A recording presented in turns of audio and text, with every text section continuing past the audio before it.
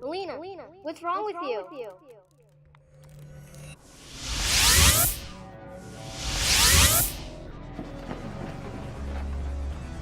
Huh? I swear I heard something.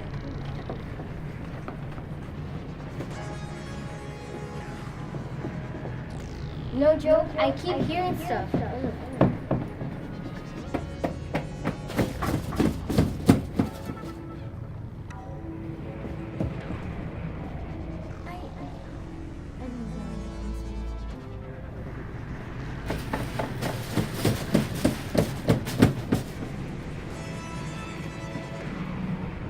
Okay, that's it. What is it?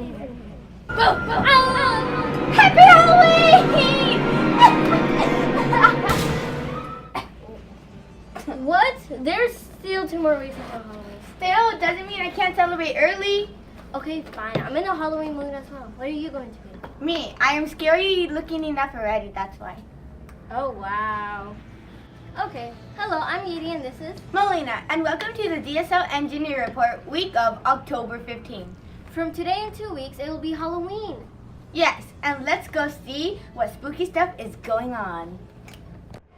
We're here at the McCallum Theater to see The Boy Who Could Sing Pictures.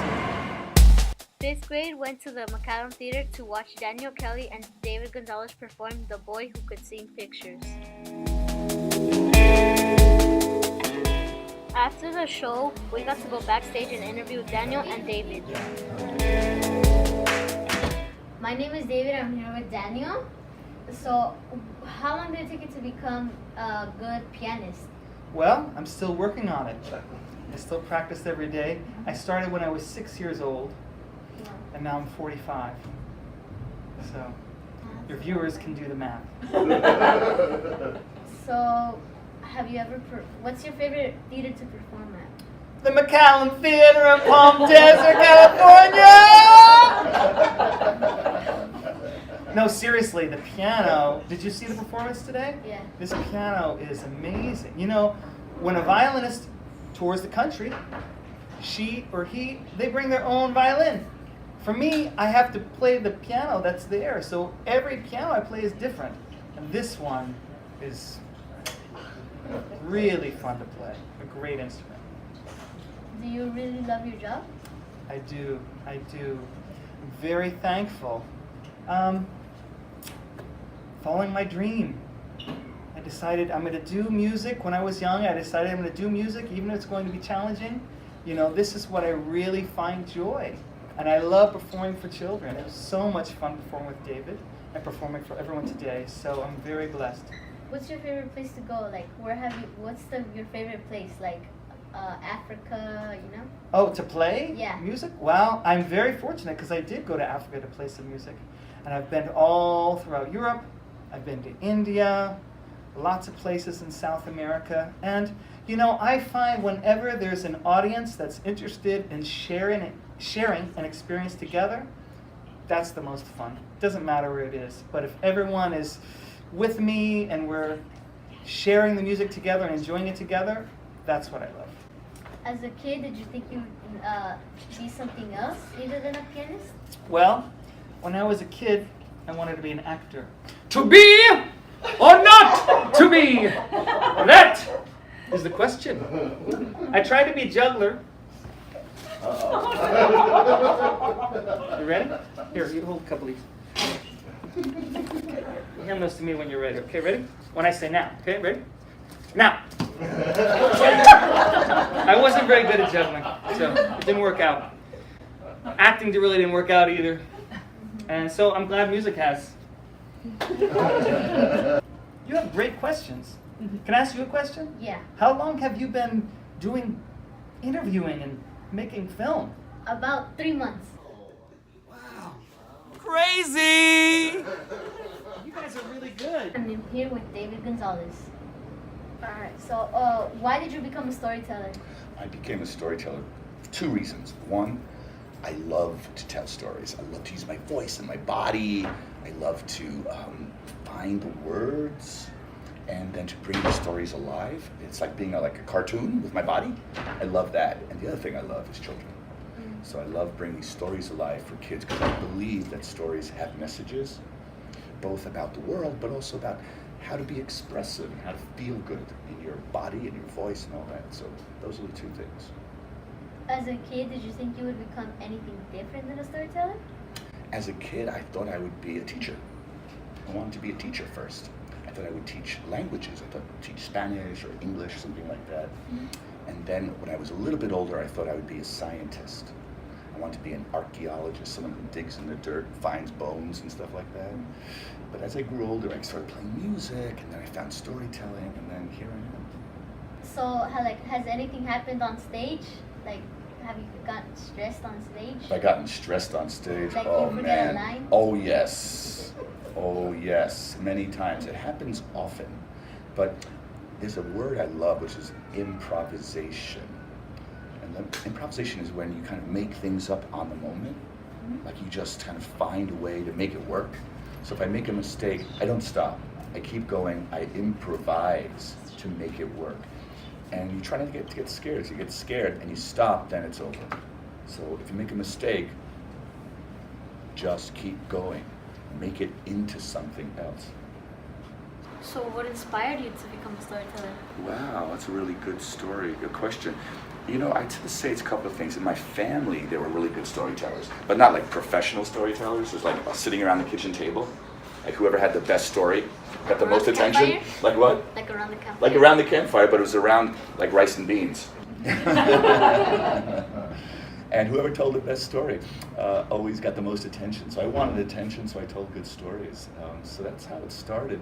And then, you know, I got to see and hear really amazing artists when I was young. My teachers took me to see shows and concerts, just like your teachers do with you. And I got to see and hear amazing artists, and it really inspired me to want to do something like that. How long did it take you to train, like to become as professional as you are now? Wow, that's a long, well, I'm 62 years old, so I'm old enough to be your grandpa. How old are you? 10. 10, yeah. And I started telling stories really when I was in second grade. My uncle made me a puppet theater, and I used to make teatro de títeres, puppet theater, and I used to make all kinds of stories with puppets. And my lot of life stories kind of crawling out of the puppet theater and coming onto the stage. So how did you get good, you know? It's a really interesting question. You know, if you do something a lot and you really dedicate yourself to it, you get better at it. You know it's true. And your listeners and your viewers know this too. If you do something full on, and you practice, you're definitely going to get better. And I've been doing this a long time. I can't say there was a certain day where I got good. It happened poquito a poco, little by little. Do you have a YouTube channel? I do have a YouTube channel. It's David Gonzalez, 2020, 2020. That's like if you can see perfectly, it's 2020. So yeah, David Gonzalez, 2020. I'd love some subscribers. You subscribe to me? Not yet. I will. Dude, what's up with that? I thought we were homies, man. No, it's okay. Do it when you can. Okay. Thank you for your time. Thank you.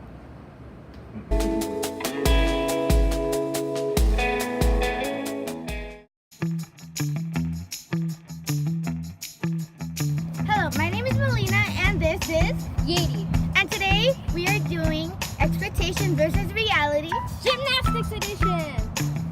Front walkover, expectation. Reality.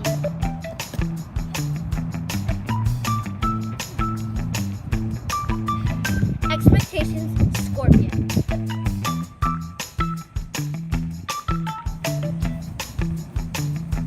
Did it.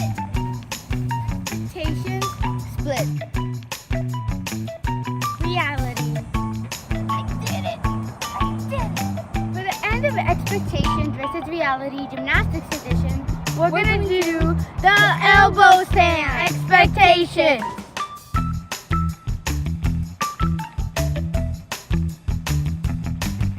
Reality.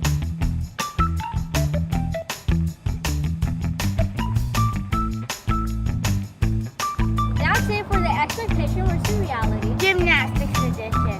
We'll see you next time.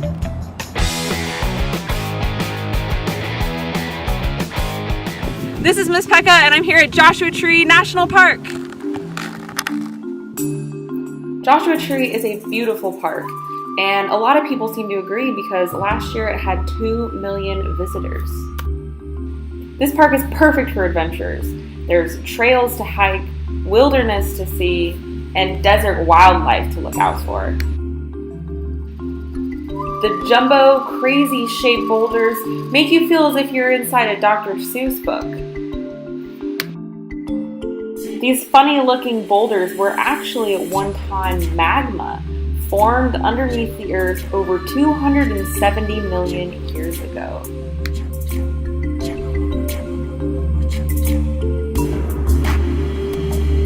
Joshua Tree got its name from these guys, Joshua trees. Lots and lots of them grow out here. The Joshua Tree is kind of like a hotel for animals. In fact, many different snakes, squirrels, owls, birds call the Joshua Tree home.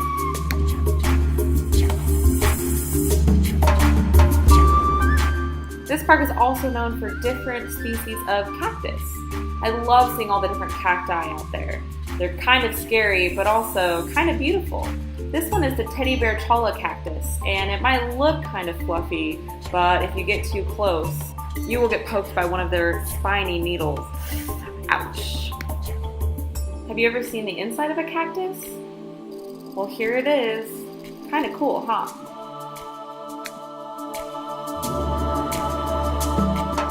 Joshua Tree is the perfect day trip. It's only about an hour and 20 minutes away, and there is a lot to see. So what do you think? Would you visit Joshua Tree National Park?